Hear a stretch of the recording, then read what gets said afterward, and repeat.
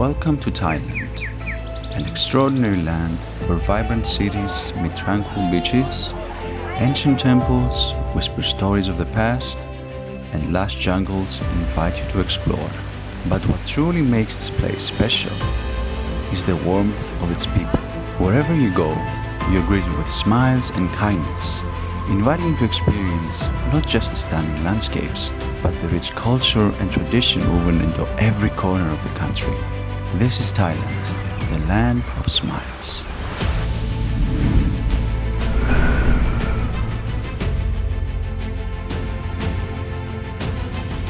Welcome to Chiang Mai, Thailand. Today, I will be talking to you about things you should know before you come to Thailand.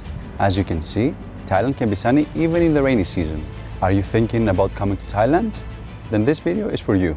First thing you should consider is the season you're coming. In Thailand, there are usually two seasons.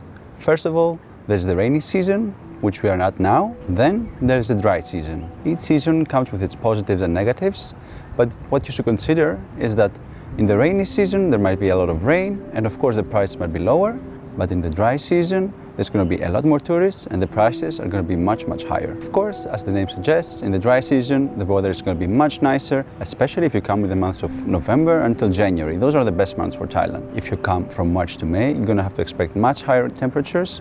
And also there's going to be the smoky season up in the north and in Bangkok as well. So if you're someone who wants to avoid the crowds, pay lower prices, then you should come from June until October. But if you're someone who wants perfect weather, then just come from November until January. The first question you might have is, do I need a visa? Of course, that depends on your country, but there are some general rules. Most of the countries get a visa on arrival, which now has been extended to 60 days. If you want, you can extend it another 30 days, so in total you have 90 days. In many countries as well, you can get a tourist visa, which can be either 3 months or 6 months. If you're someone who works online, you can get the DTV visa. This visa is fairly new, so there are some things that are not ironed out, but it's a very good option. Another great option for someone who wants to stay long term is the education visa. With this visa, you can do either Muay Thai or learn the Thai language. Whichever one you choose, you can stay in Thailand up to a year. Now, let's talk about budgeting. Of course, there's not one size fits all. I would say if you're here for holidays, $30 to $50 per day is a good budget. Of course, you can spend much more or much less, but it all really depends on your lifestyle. Some examples I can give you is that if you go at night markets, you can eat for as little as 40 baht. Of course, if you're going at a Western restaurant, you're going to be paying much more. You can expect prices that are similar to Europe actually. Another example are Thai massages. Those range from 300 baht to as much as you want, of course. What you usually gain with high prices are better rooms or more comfortable beds, but the Thai massage, it really depends on the girl that's massaging you. Also, what you should consider is that prices are much higher on the island than up on the north. So if you're staying on the island, then you should definitely have a much higher budget. If you want to stay longer term here, I would say that if you're up on the north, you can start from as low as $1,000, but to have a better lifestyle, I would say $1,500 is a minimum. If you want to stay down on the islands, I would say this minimum raises up to $2,000. One important thing you need to consider if you're coming to Thailand are the SIM cards. Here there are 3 options. First one, you can have a SIM card before you even arrive to Thailand. There are providers such as Airalo where you can buy a SIM card, and once you arrive in Thailand, it automatically gets activated. This of course is the most expensive option, but it saves you from the hassle of buying a SIM card there. The second option is to get a SIM card at the airport. These are usually a little bit more expensive than the third option, but it's really easy, so once you arrive at the airport, you just get a SIM card and you're ready to go after that. The third option is to go at a mall where you can go to the local providers and get the SIM card at the best price possible. The only negative with this option is that you have to go to the mall without a SIM card, or you can buy an online eSIM beforehand and go there and get the new one. So it really depends on how much you want to pay and if you're willing to wait to get the SIM card. Another thing you need to consider are the communication apps you're going to use here. In Thailand, the main apps are WhatsApp and Line. If you don't have these apps before you come, please download them as they're essential to communicate with locals or anything you might need. Something else you need to be aware of are ATM fees. Every time you withdraw cash, you will be charged 220 baht, which is about $6. What I recommend is to bring cash from your own country, and of course, if you need more than that, just get as much money as possible every time you withdraw, and don't withdraw small amounts of money. And if you think you won't need cash, that's wrong. You will definitely need it in places such as markets or smaller shops.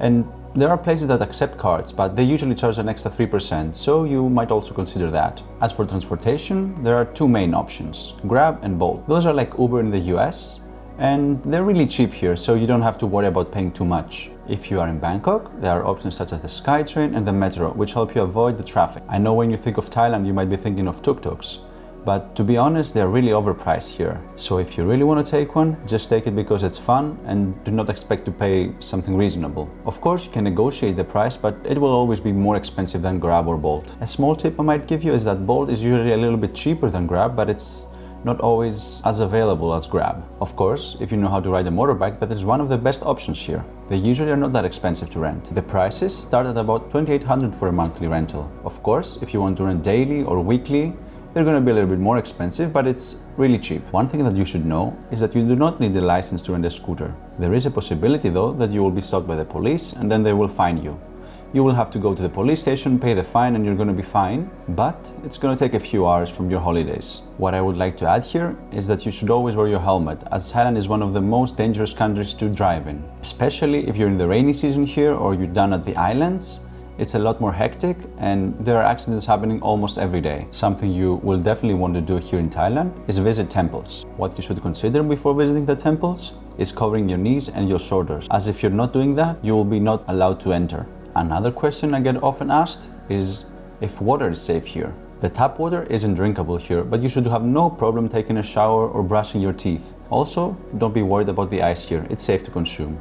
When it comes to vaccine, I'm sure you hear a lot, you should get very many vaccines to come here in Thailand. Of course, you should speak with your doctor and whatever he says you should do. But what I've experienced firsthand is dengue fever. That's not as well known as malaria, but it's really common here actually. Only this summer, there's been more than 5,000 cases just in Chiang Mai in the north. What I recommend is to become best friends with your mosquito spray. That is going to lower the chances of you getting it. If you want, there's also a vaccine here, but you should check that out and see if you want to do it. Another thing you should be careful about are scams here. If you're in a touristy place and someone's really friendly to you, they just probably want to have your money. They will tell you about something that is really cheap and then they will add like a tuk-tuk ride or another service. So it's going to be a lot more expensive than you initially think. So just be cautious and try not to go with those people. Lastly, what you should definitely do here in Thailand is bargain. Especially if you're at local markets, the price you probably see is a lot more expensive than what you can pay. If though you don't see a price, what they're gonna say to you at first is definitely gonna be very overpriced. Sometimes you can even get half the price of what they initially tell you. So really try and negotiate, but always remember that you should be polite, and if they don't want to lower their prices, you have to accept that. And that's it. Those are the 14 things I wish I knew before coming to Thailand. Hopefully, this will help you and make your trip more enjoyable. Thank you so much for watching the video. If you enjoyed it, I'd really appreciate it if you gave it the thumbs up. And if there are other things that you wish to know about Thailand, please leave a comment down below and let me know what that is. Thanks again for watching, and I'll see you in the next video.